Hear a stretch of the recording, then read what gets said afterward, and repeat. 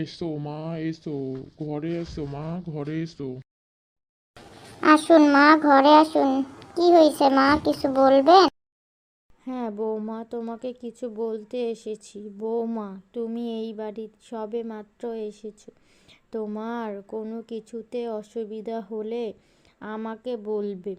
তোমার যা কিছু খেতে ইচ্ছে করে কোনো কিছু লজ্জা ছাড়াই নিয়ে খাবে।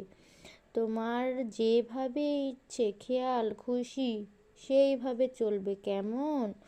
তোমাকে এই বাড়িতে বউয়ের মতো থাকতে হবে না, যে তুমি মেয়ের মতো থাকবে, বুঝেছো?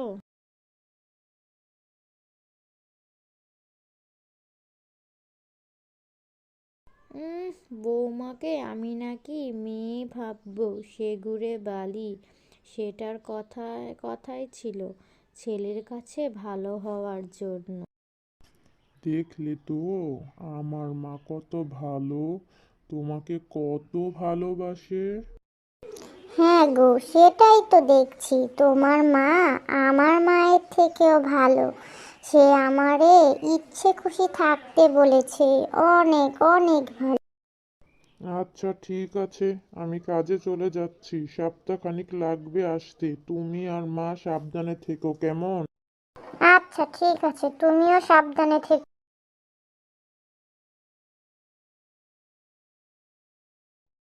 মাত্র 9টা বাজে, শাশুড়ির ভয়ে তাড়াতাড়ি উঠেছি আজকে। ঘুম পাচ্ছে অনেক। এখনো 2 ঘন্টা আছে, যাই আরেকটু ঘুমাই। শাশুড়ি মা তো বললই আমি নাকি তার মেয়ের মতো, আমাকে যেমন খুশি তেমন চলতে বলেছে। তাহলে তার রাগারাগি করবে না, একটু ঘুমাই।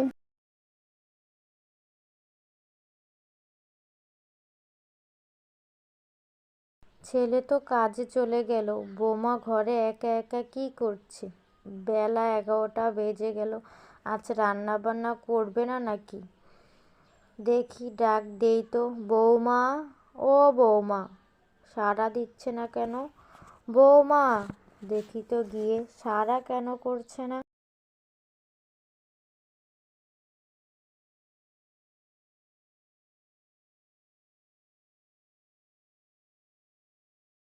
ও মা, এ কি দেখছি? এই মেয়ে দেখি নাক ডেকে পড়ে পড়ে ঘুমাচ্ছে যে। এ কি অলুক্ষণে কাণ্ড রে বাবা! রান্না বান্না ফেলে মহারানী ঘুমাচ্ছে। ছেলেটাও বাড়িতে নেই যে দেখাবো, তার বউ ভর দুপুরে ঘুমাচ্ছে। বৌমা, ও বৌমা উঠো। বৌমা, দূর, কে শুনে কার কথা! কি মুশকিলে পড়েছি রে বাবা! এবার কি মুশকিল! উঠছে না কেন? দুপুরে কি খাবো আজকে?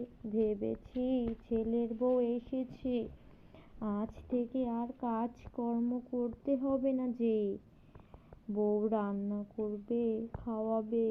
এবার দেখছি আমাকেই রান্না বান্না করতে হবে। দূর দূর, আর ভাল লাগে না বাবা। খিদে পাচ্ছে, কি খাবো? দেখি দেখি রান্নাঘরে যাই, মা কি রান্না করলো সেটাই খাবো।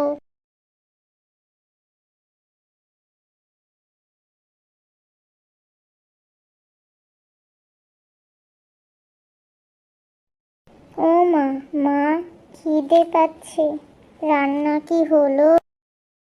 আমি এদিকে রান্না করে মরছি, আর মহারানী খিদে পেয়েছে। মনে হচ্ছে দূর দূর করে তাড়িয়ে দেই বাবা, কিন্তু না, এখন কিছু বলা যাবে না। ছেলেটা শুধু বাড়িতে আসুক, তারপর মহারানীকে একটা শিক্ষা দিব। ও মা, কি হলো? কিছু বলবেন তো? খিদে পেয়েছে, কি খাবো এখন? হ্যাঁ গো বৌমা, হ্যাঁ, কিছু হয়নি তো। কি খাবে তুমি জানো? রান্না আর একটু বাকি আছে এখনো। বৌমা, ও বৌমা, কাপড়গুলো কেচে আসে তো দেখি। মা, ও মা, আমি নখে নেল পালিশ পরেছি। কাপড় কাচলে আমার নখ নষ্ট হয়ে যাবে যে।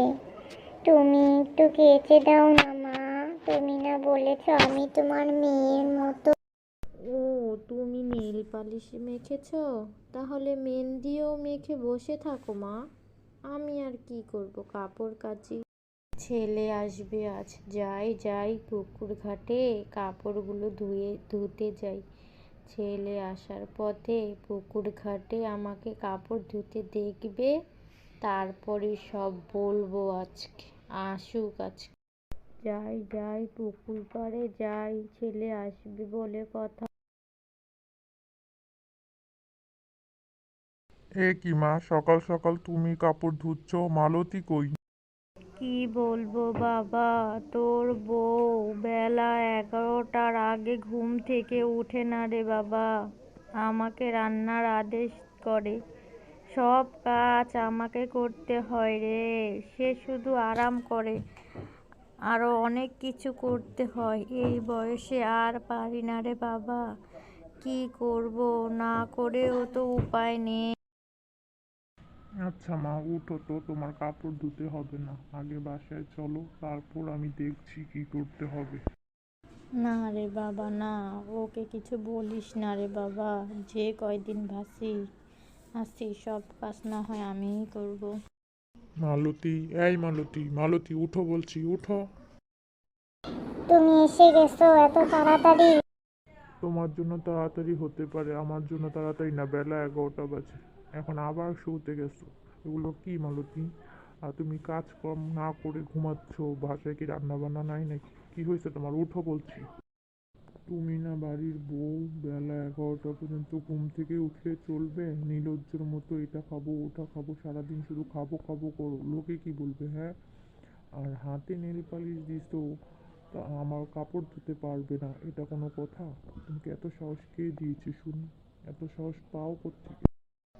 বাবা, ও বাবা, থাক কিছু বলিস না বাবা, রাগ করিস না, ঠান্ডা হ বাবা।